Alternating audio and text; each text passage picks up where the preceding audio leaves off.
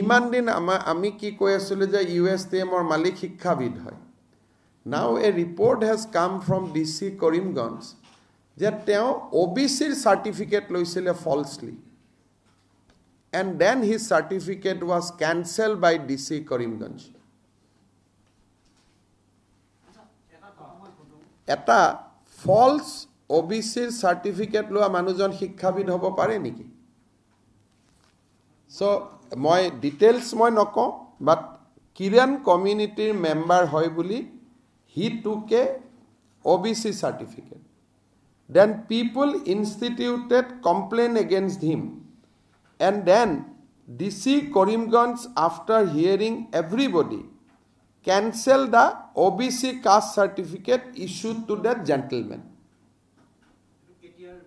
eto লৈ লব অলপ সলপ মোৰ অফিচৰ পৰা নবক মই কৈ দিম গুটে অৰ্ডাৰটো দি দিব যে এজন যি মানুহে নিয়মতে OBC জালি সাৰ্টিফিকেট লোৱাৰ পিছত নেক্সট লাইনটো হ'ব লাগিছিল criminal cash that FIR was not done now we are going to file the FIR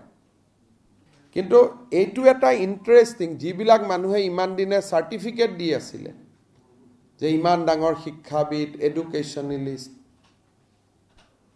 এতিয়া উলাইছে যে OBCৰ false certificate লৈছিল and then his certificate was cancelled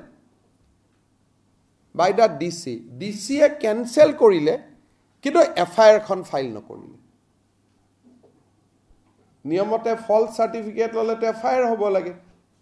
এতিয়া মই DC কৈছো যে ফাইল এন FIR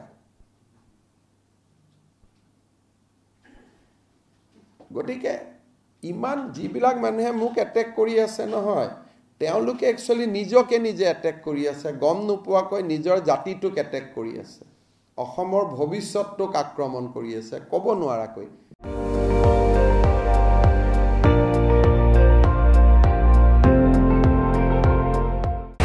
আপুনি চাই আছে ND24